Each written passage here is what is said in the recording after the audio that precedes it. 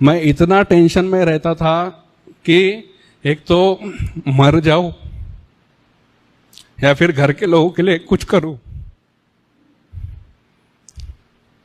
मैं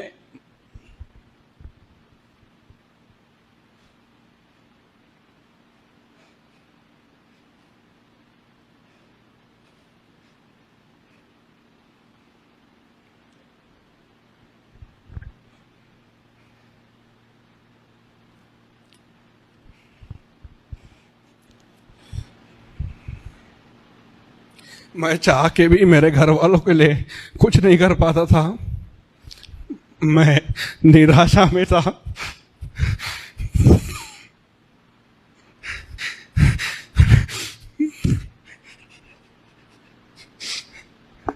उसमें मैं नशे में चला जाता था। मैं इतने टेंशन में रहता था, मैं घर से निकल जाता था, घर वालों से अच्छे से बात नहीं करता था, चिड़चिड़ करता था क्योंकि मेरा कोई काम नहीं बनता था।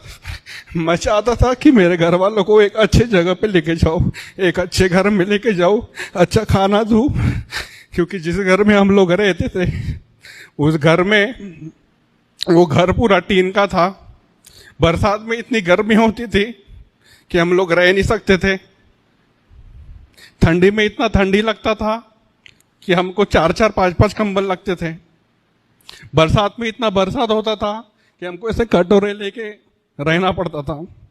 नाना खड़े हैं तो नाती सोया है, नाती सोया, नाना सोया है तो नाती लेके बैठा है। हमारा बिस्तरा गीला हो जाता था, फिर भी हम लोग विश्वास में वहां पे रहे। जो भी हमारा खुदा था, जो हमारा पास था, हम लोग मानते गए, हम लोग करते गए। मैं वहां से आने के बाद में 1 साल के बाद में मैं टूट गया था कि ऐसा क्यों, ऐसा मैंने कौन सा पाप किया, ऐसा क्या बात है मेरे पीछे। मैंने तो किसी का बुरा नहीं किया, मैंने तो किसी का बुरा नहीं सोचा, तो मेरा कोई काम क्यों नहीं बनता। फिर वही फ्रेंड जो मुझे प्रभु के बारे में बताती थी, वो 1 साल तक के मुझे प्रभु के बारे में बताती रही।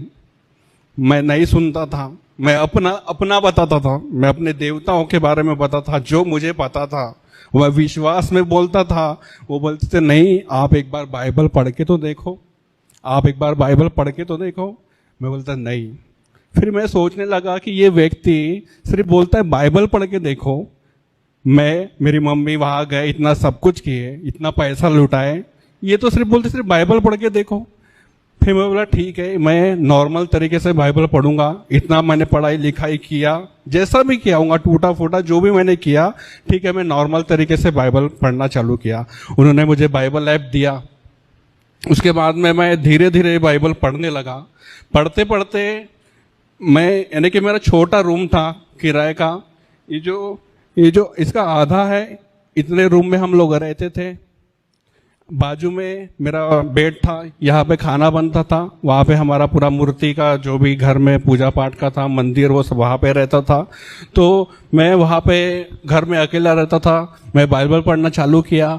जैसे जैसे मैं बाइबल पढ़ना चालू किया, मुझे कुछ नहीं समझता था। जैसे स्कूल में हमको पढ़ाया चोरी नहीं करना, हत्या नहीं करना, यानी कि जो भी हमको सिखाया हमको समझता था। पर मैं वहां पे नॉर्मल, वहां पे लिखा था कि आदि में परमेश्वर ने आकाश और पृथ्वी की सृष्टि की, परमेश्वर ने 6 दिन में कैसा कैसा क्या क्या बनाया। मेरे को कुछ नहीं समझ में आता था, सब ऊपर से जाता था। लेकिन जब मैं बाइबल पढ़ता गया, अचानक से मेरे सर में दर्द उठा। जैसे जैसे मैं बाइबल पढ़ता गया, वो सर का दर्द बढ़ता गया और बढ़ते बढ़ते वो इतना बढ़ गया कि ऐसा लगता था कि सर मैं दीवार में जाके ठोकूं या किसी को कुछ करूं, ऐसा लगता था। और एक आवाज आती थी कि मत पढ़, तेरा कुछ नहीं होगा, तू जहां पे है वहीं पे रहे, तू जो कर रहा है वो अच्छा है, मत पढ़। ये बार बार आवाज आती थी। मैं रूम में अकेला था, मैं डरता गया, मेरा पैसा ही ना छूटता था। मतलब ऐसा क्यों, ऐसा कौन है, क्या है। मुझे नहीं पता था कि शैतान भी कुछ बोलता है, शैतान भी कुछ होता है, मुझे ऐसा नहीं पता था। लेकिन मैं बाइबल पढ़ता गया, वो बोलता गया और मैंने उसकी सुन ली। और जैसे ही मैंने बाइबल को बंद किया, वो मेरा सर का दर्द चला गया और वो जो बोल रहा था कि मत पढ़, वो भी बोलना बंद हो गया।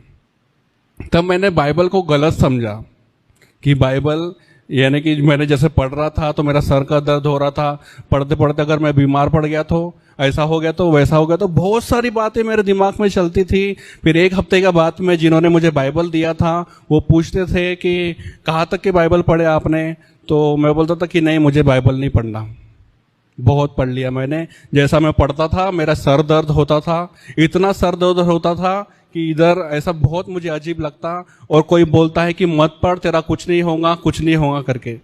ऐसा करते करते फिर वो मुझे समझाने लगी कि शैतान नहीं चाहेगा कि आप उसके चंगुल से छूटो, शैतान नहीं चाहेगा कि आप इस लत से छूटो, शैतान नहीं चाहेगा कि आपका जीवन बदले, इसलिए वो आपको बार बार कोशिश करेगा कि आप ना पढ़े। तो फिर मैं उनकी बातों को समझने लगा। समझने के बाद में मैं बाइबल पढ़ता गया। पढ़ते पढ़ते मैं बहुत बार मैंने बाइबल को पढ़ना बंद किया, और उसके बाद में मैं निर्गमन की पुस्तक में आया। जब मैं निर्गमन की पुस्तक में आया तो वहाँ पे परमेश्वर मूसा को 10 आज्ञा दे रहे थे। तो जब मैंने वो 10 आज्ञा वहाँ पे पढ़ा, जब वहाँ पे लिखा था कि मैं तेरा परमेश्वर हूँ, मैं तेरा करने वाला हूँ, किसी मूर्ति के सामने दंडवत न करना, अपने लिए कोई मूर्ति खोद कर न बनाना। मैं बोला ऐसा ये कौन है, ये कौन सा परमेश्वर है जो बोलता कि मूर्ति खोद कर न बनाना। आज तक के मैं तो मूर्ति को ही पूजते आया। हमारे घर में 36 कोटि देवी देवताओं में से हर एक देवी देवता हमारे घर में मिलेंगे, सबको हम लोग पूछते थे। तो ऐसा क्यों लिखा है यहाँ पे? तब मैंने वो जो वचन था परमेश्वर का, वो मुझे ऐसा लगा आर पार भेदे जैसा लगा, और मैंने फिर डिसीजन लिया कि आज से मैं पूरा बाइबल पढ़ूंगा।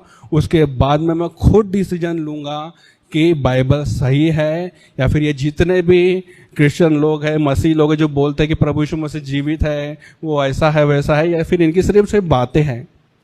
मैं फिर बाइबल पढ़ने लगा, जिससे पढ़ने लगा, जानने के लिए पढ़ने लगा।